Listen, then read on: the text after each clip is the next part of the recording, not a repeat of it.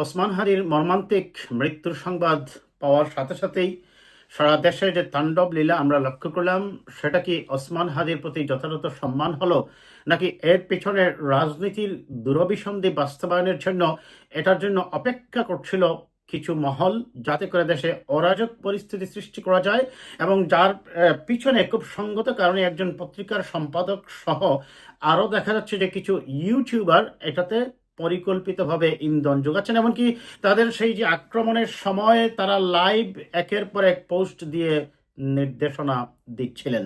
জাতি গতকাল রাত্রে এবং আজকে যা দেখেছে সেটা ৭১-এর ২৫শে মার্চের সেই কালোরাত্রিকেও আবার স্মরণ করিয়ে দিচ্ছে কিনা। আমরা অবশ্যই নিঃসন্দেহে আমরা অত্যন্ত ব্যথিত হৃদয়ে বলছি, ওসমান হাদি এই বাঙালি জাতির একজন গর্বিত সন্তান ছিলেন, এবং বিশেষ করে গত ফ্যাসিবাদ বিরোধী আন্দোলনে তার যে ভূমিকা, এবং তারপরেও তিনি সেই ট্র্যাডিশনাল রাজনীতির বাইরে নিজেকে দাঁড় করাতে চেয়েছিলেন এবং বলেছিলেন যে পায়ে হেঁটে শহীদ প্রেসিডেন্ট জিয়াউর রহমানের মতোই তিনি মাঠে ঘাটে যাবেন।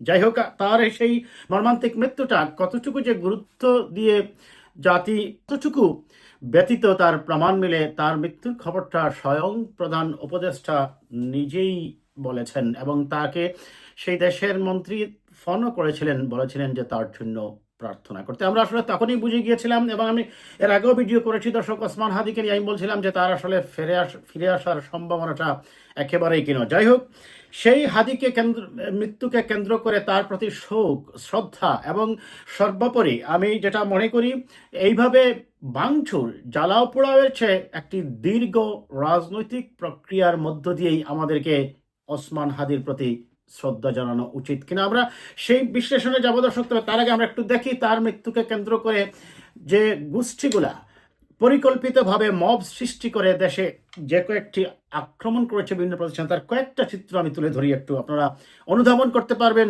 যে দেশ আসলে কোন দিকে যাচ্ছে এবং আমাদের কি করা উচিত। আমার পরবর্তী অংশের আলোচনায় আমি আসব। খুলনা এবং চট্টগ্রামে ভারতের হাই কমিশনের কার্যালয়ে ও বাসভবনে হামলা। প্রথম আলো ও ডেইলি স্টারের ঢাকার প্রধান কার্যালয়ে ভাঙচুর ও অগ্নিসংযোগ। ধানমন্ডি ৩২ নম্বরে আবারও অগ্নিসংযোগ ও ভাঙচুর। ছায়ানটের কার্যালয়ে ভাঙচুর এবং অগ্নিসংযোগ। ইন্দিরা গান্ধী কালচারাল সেন্টার ভাঙচুর, অগ্নিসংযোগ। উত্তরাতে ৩২টি দোকান ভাঙচুর ও আওয়ামী লীগ নেতার বাড়িতে অগ্নিসংযোগ। রাজশাহীতে ডেইলি স্টার প্রথম আলোর কার্যালয়ে ভাঙচুর।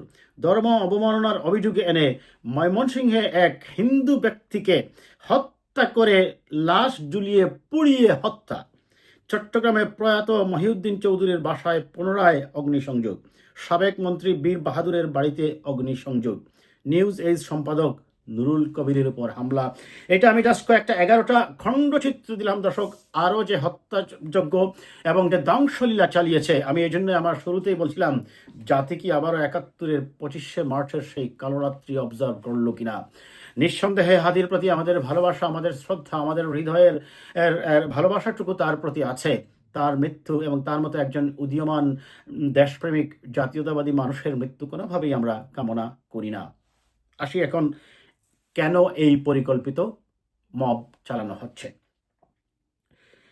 হাদির মৃত্যুতে আমরা আগেই বলেছি যে যারা হাদির পাশাপাশি ছিল, আমি গতকালকেও এটা নিয়ে কথা বলেছি দর্শক, আমি বলেছি যে পৃথিবীতে বিপ্লবীরা সাধারণত তার খুব কাছের মানুষের বিশ্বাসঘাতকতাই জীবন দেয়। হাদির ক্ষেত্রেও তাই হয়েছে। এই হত্যাকারীকে কে তার সাথে বিটতে দিয়েছে, কাদের সাথে তার সখ্যতা ছিল, কিন্তু প্রশাসন এবং তদন্তকারী সংস্থা কিন্তু ওই দিকে যাচ্ছে না। কেন যাচ্ছে না আপনারা বুঝেন দর্শক।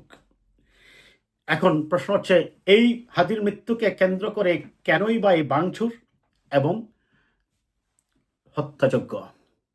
আমি আপনাদেরকে যদি একটু ক্লু দেই, একজন পত্রিকার সম্পাদক অনেক আগের থেকেই বলে আসছেন যে একটি বিপ্লবী সরকার করতে হবে, আর সেই বিপ্লবী সরকার প্রতিষ্ঠার জন্য তিনি কি করছেন, পাড়ায় পাড়ায় তার বিপ্লবী কমিশন বা বিপ্লবী সরকারের সমর্থন পুষ্ট সন্ত্রাসীদেরকে তিনি নির্দেশনা দিয়ে দিচ্ছেন। সেই বিপ্লবী সরকারের সেই যার মাথায় আছে, তিনি ইতিমধ্যেই দায়েশ এবং হিজবুত তাহরির সহ আরও অনেক সন্ত্রাসী সংগঠনের সাথেও যোগাযোগ রক্ষা করে চলেছেন বলে আমাদের কাছে সংবাদ আসছে। তাহলে কেন তাদের এই পরিকল্পনা? আপনারা জানেন জনাব তারেক রহমান আগামী 25 ডিসেম্বর বাংলাদেশে যাবেন। জনাব তারেক রহমান বাংলাদেশে গেলে খুব স্বাভাবিকভাবেই বাংলাদেশের রাজনীতি গতি প্রকৃতি গণতান্ত্রিক ধারায় এবং আরও স্ট্রং বয়সে ফিরে আসবে বলেই মানুষ মনে করছে।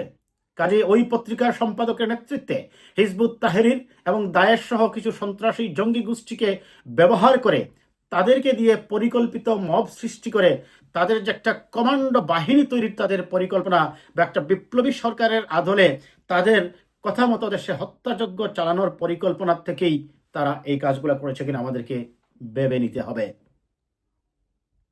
মনে রাখতে হবে এই জঙ্গি গোষ্ঠী পরিকল্পিতভাবে দেশে আইন শৃঙ্খলা রক্ষাকারী বাহিনীর মনোবল ভেঙে দিচ্ছে।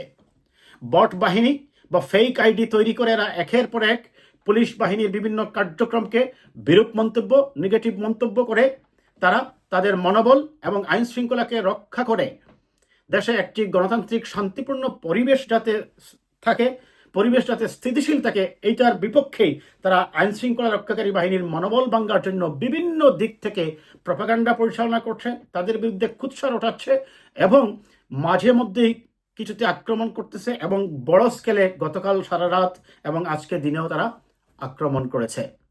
তাহলে তাদের উদ্দেশ্যটা কি? তাদের উদ্দেশ্য হচ্ছে নির্বাচন যাতে বাংলাদেশে না হয়, নির্বাচন যাতে পিছিয়ে যায়। এই বিপ্লবী সরকারের নাম, এই কনসেপ্টটা একজন পত্রিকার সম্পাদক, ইজ এ ননসেন্স।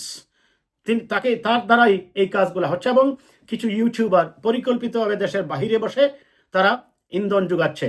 দিন শেষে আপনার দেশের সম্পদ, মুক্ত চিন্তার কথা বলা, গণতন্ত্রের কথা বলা, সাম্য ন্যায়ের কথা বলা এবং সর্বোপরি বিগত ফ্যাসিবাদ বিরোধী আন্দোলনে অত্যন্ত বলিষ্ঠ ভূমিকা রাখা যে মানুষগুলা, সেই সাংবাদিক নুরুল কবির, পত্রিকা প্রথম আলো এবং ডেইলি স্টার, আপনারা দেখেছেন ডেইলি স্টারের সেই যে ধারাবাহিক প্রতিবেদনগুলা কিভাবে মানুষকে উদ্বুদ্ধ করেছিল ফ্যাসিবাদ বিরোধী আন্দোলনের সময়। আজ পরিকল্পিতভাবে দেখেন আপনারা সেই প্রথম আলো এবং ডেইলি স্টারকে টার্গেট করা হয়েছে। কেন?